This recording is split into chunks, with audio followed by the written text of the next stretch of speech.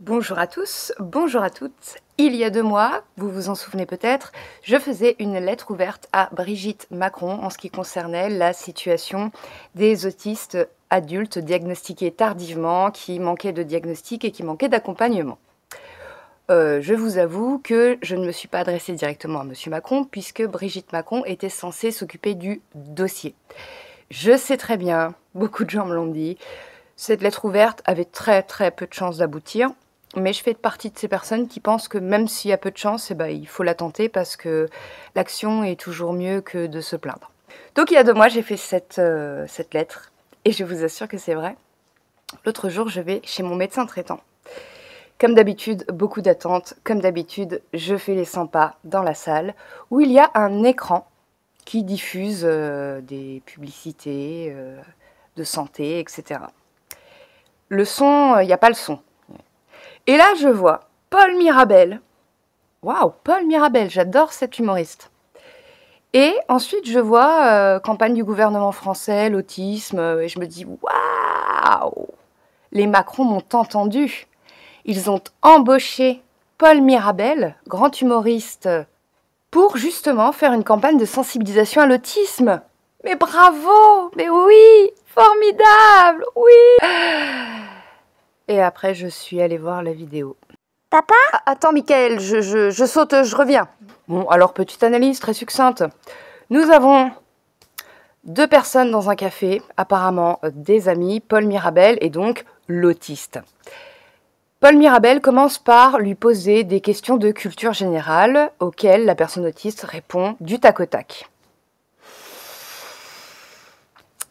Connaître énormément de choses sur un sujet très large, c'est-à-dire avoir une intelligence démesurée, ça s'appelle le syndrome du savant. Et effectivement, ça existe chez les personnes qui ont un TSA, mais qui passent à la télé. Par exemple, The Good Doctor, il a le syndrome du savant en plus de son trouble du spectre de l'autisme. Et ça, c'est un cliché auquel nous, souvent, communauté autistique, on essaye de dire « Eh oh, on n'est pas des génies !» Voilà, on va essayer de déglamouriser parce que de l'autre côté, il y a des gens qui nous disent « Ouais, tu te dis que t'es autiste, tu te la pètes !» Non, je me la pète pas parce que justement, c'est pas glamour l'autisme, c'est pas tout connaître sur tout. Donc déjà, on attaque avec le cliché qu'on essaie de dézinguer. Waouh! On peut pas aller plus bas que ça. Non. Et merci. Paul Mirabel demande ensuite à son ami autiste « Dis-moi, quelle sensation je ressens là ?» C'est super humiliant. Non mais imaginez-vous avec par exemple une personne daltonienne en lui montrant une couleur et en disant « Alors, c'est quelle couleur ?» Mais justement, si on dit que les personnes autistes ont des difficultés, c'est pas pour leur dire « Hé, Marcel, regarde, Marcel, je fais quelle tête là ?»« Ah, il a dit Tristan, il est con ce Marcel !» C'est les autistes, ils sont cons. Non mais, ça ne se fait pas. Je veux dire, là, on est dans le respect, là. On n'est même pas dans la prévention. Enfin, on peut dire que les personnes autistes ont des difficultés à décoder les visages sans montrer une scène où l'autre est en difficulté. Deuxième chose, les personnes autistes ont du mal à comprendre le second degré. C'est vrai. Mais les personnes autistes diagnostiquées à l'âge adulte qui n'ont pas de déficience intellectuelle, et on est quand même nombreux, comprennent des expressions comme tomber dans les pommes ou donner sa langue au chat. Ça fait partie des choses qu'on a appris parce qu'on masque justement. Le problème de l'autisme, c'est que c'est un handicap invisible et vous avez fait une campagne où tous les clichés sont visibles et font warning. Donc là, les gens, quand ils vont regarder ça, ils vont se dire « Ah ok, donc les autistes, ils sont super intelligents, ils peuvent citer les capitales, et puis ils comprennent rien quand on leur dit « Ah, je tombe dans les pommes, c'est drôle. » Puis ils comprennent pas aussi nos visages.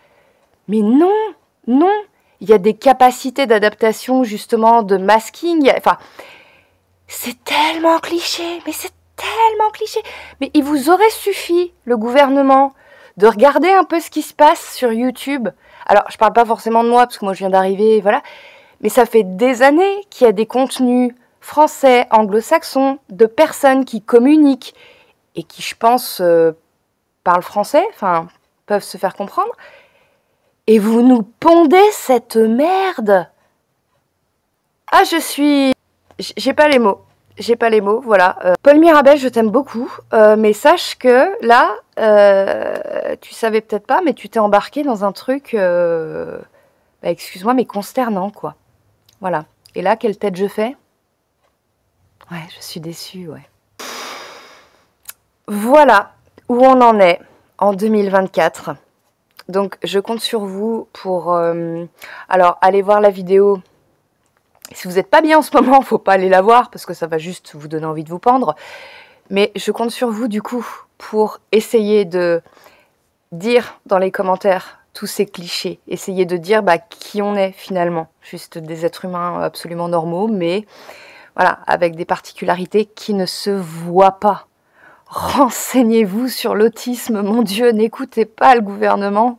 Et pourtant, Dieu sait que moi, la loi, voilà, c'est mon domaine. Je travaille dans l'univers de la loi et j'essaie de la faire appliquer du plus profond de mon cœur. Mais là, il y a une dissonance cognitive. Bon, je vous retrouve bientôt et moins énervée pour une prochaine vidéo. Salut!